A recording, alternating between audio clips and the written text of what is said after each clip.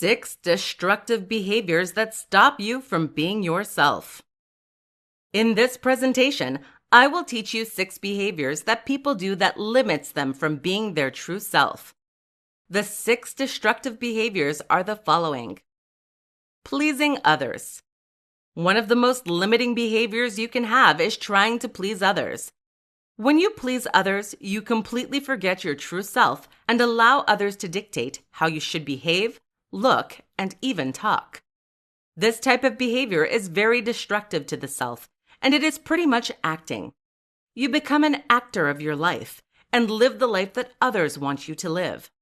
Once you learn to let go of the need to please others, you start living your own life. You no longer tailor your life to the image of others, but more to what you want and who you are. By doing so, the people around you will accept you for who you are. Fear of being judged. We often stop ourselves from expressing who we are because we fear that we will not be accepted and loved for our true selves.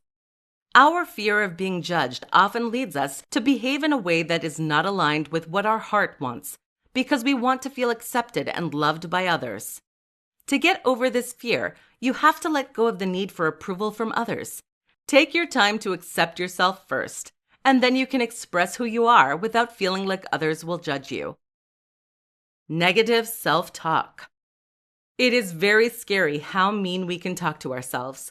While most of us would never express hate or say things toward our friends and families, yet we let ourselves be our biggest bully. The first step to stop negative self-talk is to be aware of it. You can start paying attention to how you treat yourself mentally. What are the thoughts that cross your mind when you look at yourself in the mirror or when you make a mistake? Try to rephrase the mean things you tell yourself to be more kind. Talk to yourself the way you would talk to your best friend. Comparing yourself to others. When you compare yourself to others, you automatically feed a belief that you should be like others. This behavior limits you from being yourself and making it acceptable to be unique. Most of us often compare ourselves to others because we have that belief that others have it better than us. This belief can transform into envy or jealousy. What if I told you that this type of behavior pushes you even more away from what you want and who you truly are? One way to avoid this destructive behavior is to start being grateful for what you have in your life and also recognize the good in you. Make a list of what you are good at, your skills and abilities. That way, it will be easier to appreciate yourself without having to compare yourself to others. Blaming others. When you blame others, you do not own your responsibility in your life.